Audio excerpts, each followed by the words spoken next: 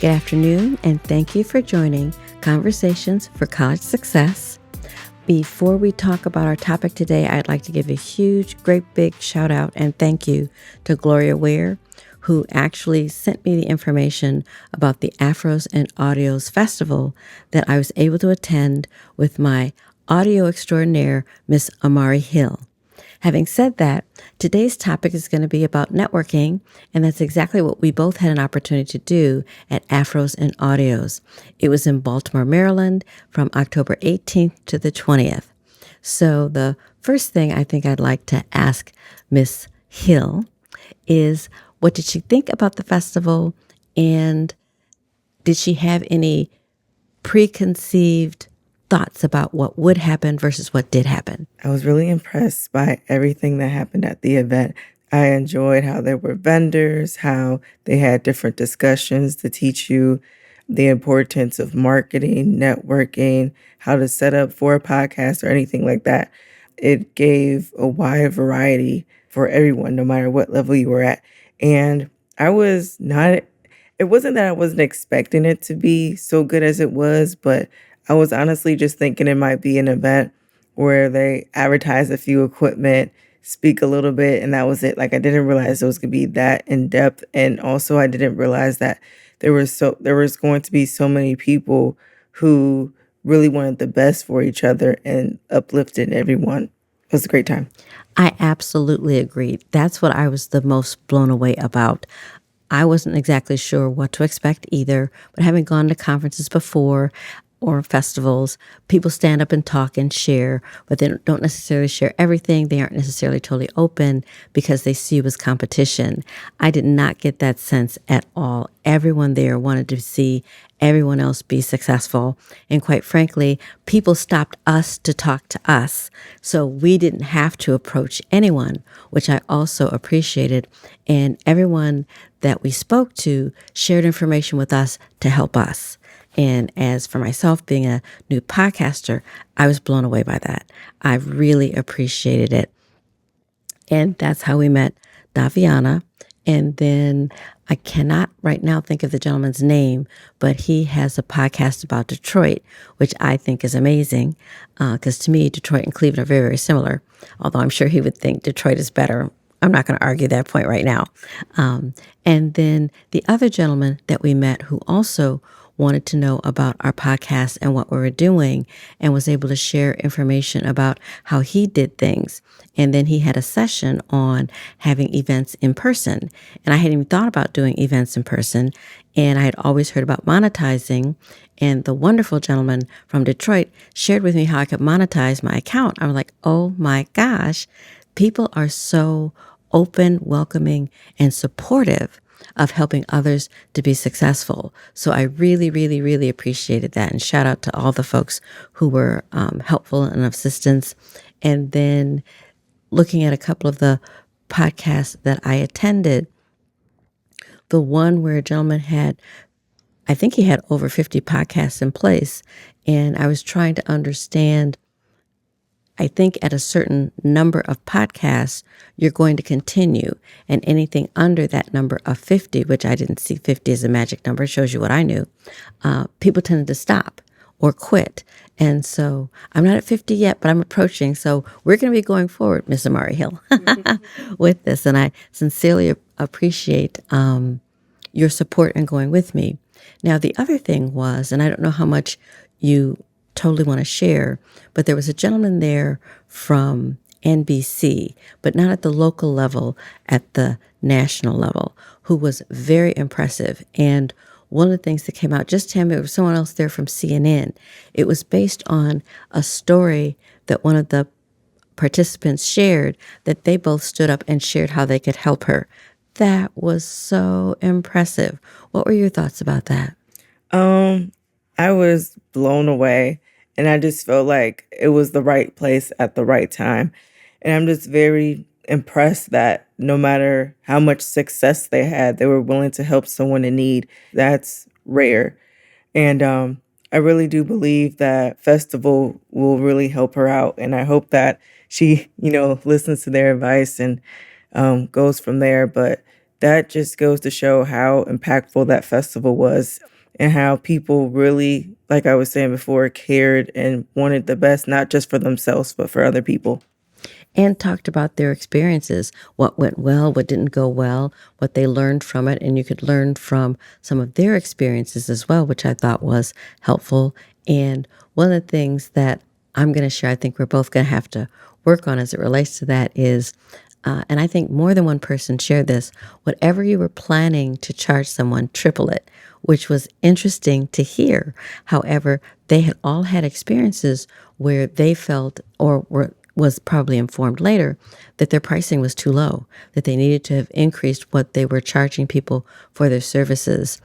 I believe some of that came from being new to the industry and wanting to come in at a level that made sense, but found out that they were actually, to some extent, being used because they were lower than anyone else in the industry. So it was great to learn that you should talk to people about their pricing to make sure that you're compatible as it relates to that. Whether you're a new podcaster or an experienced podcaster, you want to be paid your worth. Any thoughts about that? I definitely agree. I actually got an opportunity to work someone from that festival. I told him that I love doing audio reconstruction. He had a few podcasts that needed some extreme help. And so after the festival, I went back to Ohio. I started editing the podcast. I gave it back to him, and he was really impressed by it. And I made sure to know my worth and get paid what I deserved. Because prior to that festival, I probably would have lowballed myself and I probably wouldn't have got as much as I did. But that festival really showed me I'm worthy, and I deserve what I need because I think there was a talk, like a panel with a few people who had studios. And as I was listening, I was realizing some of the equipment I have, or some of the equipment I have more of the expensive versions of. So it made me realize, wait, I could actually be up there, if not now or one day, speaking about things. So it made me realize I have a lot of worth and I'm able to do what I need to do and financially benefit from it. As you should. I mean, not only do you have a degree in it, you've been working in it for several years. I mean, the entire time you've been in college, and then even outside of college, you are doing, I'll say, helping different people with their events and things along that line. And don't take this the wrong way, you're a perfectionist, which is nothing wrong with that. And that's why the quality of your work is so good. And that's from that perspective is another reason why you should be probably at a higher level than most, because I don't get the sense that everyone is as detail oriented as you are or as concerned about the quality of the sound. And so when people have an opportunity to work with you and they realize what you can do, they should have to pay you for the distinction that you have and that you make. I do think that that is very true and very important. We also, and I don't know what your thoughts are about this, I'm not ready to do it yet, but I do look forward to having an opportunity to bring students together so that they can learn in person, meet each other, maybe know other students who are attending the same college and university, because there's support in numbers, but also you can learn from others who are ahead of you in college, whether it relates to courses you should take or courses you shouldn't take because they don't necessarily assist you or support you, or even people that you should connect with to help you with a co-op, with an internship, with getting a mentor. All those things make a difference to success. So I hadn't thought about that until I heard how they had done different sessions. I think some was around various liqueurs that they had. There were others that were around other events that were taking place, but music, I think, was one of them too, where they had different music that they were talking about and analyzing and experiencing together. So again, the additional thoughts and opportunities that are available to us, I hadn't even thought about that. One of the things that you may be able to do, so many people probably want to get into a portion of what you do. And I say a portion because they don't understand all of the pieces and parts, equipment, those kinds of things that make a difference to success. And so what I thought about for you, for those students, and we'd probably be doing it in a session together, so it would all be about you. But helping them to understand the difference, because there's a course in, I think it's the University of Maryland, on podcasting. And I don't even know if students know exactly what it entails or what it takes to be successful at that. It sounds fun. It sounds like it's kind of newest, latest, greatest thing, but it does take a lot more work than people understand. And so when people do want to put on podcasts, they need to understand your side of the podcast. My side is the easy part. That's just talking and talking into a microphone. Your part is the harder part. And I am so glad and I'm thankful to you that I don't have to figure that piece out. But for anyone else who wants to do a podcast and potentially do it themselves, they need to understand what's involved, what it takes, and as you mentioned, the equipment they would need to be successful in this. I don't know if that's something that you would think about doing or offering to help people to be successful. One of the things I talked to you about briefly was with the events that other people are putting on, there's a cost associated with it. And the cost makes sense because they're all adults. Mm-hmm. My concern, and I'll have to think this through, talk to you and some other people, what is the cost for a college student? And it does make a difference. You're trying to be successful in graduating college. Knowing what the costs of college are, I have to think about what is a fair cost to a student, because the goal is not to take their money to take their money. There has to be value, and I know there will be value. Is it the right dollar amount to give them what they need, and for me to feel satisfied that what I've given them, there's enough value to it? People tend to pay for things that are important to them. By the same token, I'm not looking to take money from students unnecessarily. So those are some things that I'll have to think about. And I don't know if you've thought about, I'll say, putting on a session or a seminar around the equipment and things that people need to be successful in the podcast industry, or even in just the recording piece. I don't know that people understand how important it is and how critical the quality is to be successful. Because I do think people do pay attention to that when they're listening, and whether they go back to listen again will depend on the quality of the podcast. What are your thoughts about that? Yeah, I totally agree with that because, and I also talk with people about this in regards to films, is that if it doesn't sound good, nine times out of 10, the member will turn it off. No matter what you're talking about, no matter the subject matter, they will turn it off if the quality isn't good. So that's one of the reasons why I really try to focus on that, to make sure podcasts sound the best that it can be, no matter how expensive your setup is.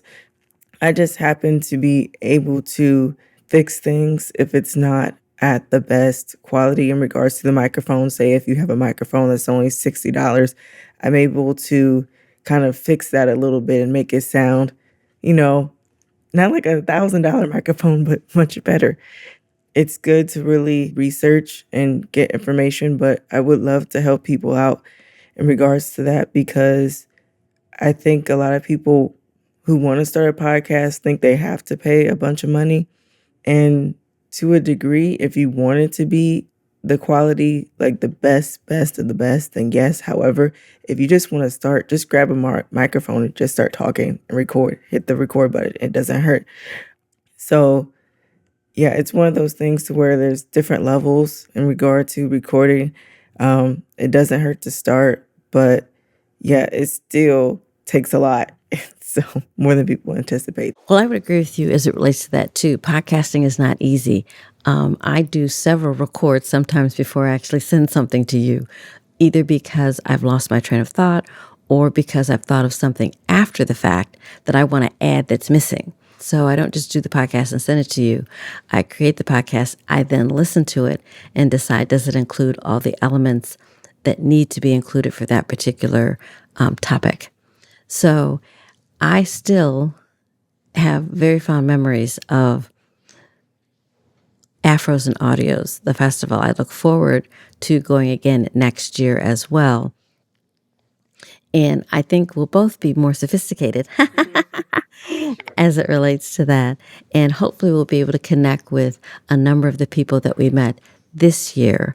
And I'm hoping the people that we have connected with already will connect with us as well. One of the ways to connect with me is through LinkedIn, but also through the podcast, Conversations for College Success.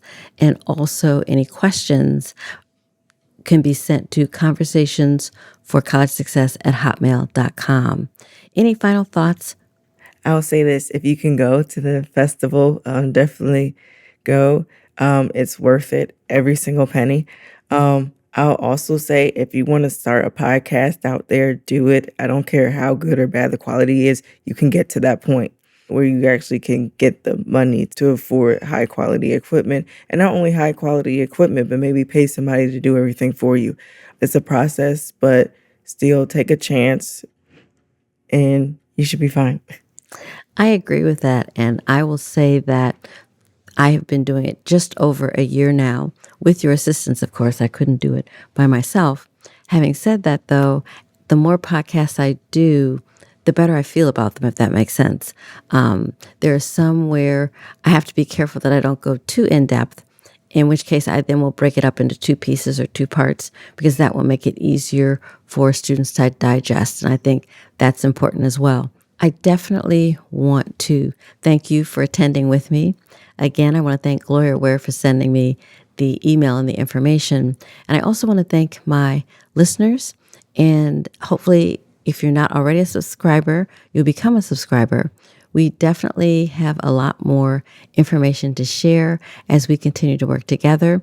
Thank you for attending or participating in Conversations for College Success. And again, thank you to my subscribers. And if you aren't currently a subscriber, please become one. Have a great afternoon. Bye-bye.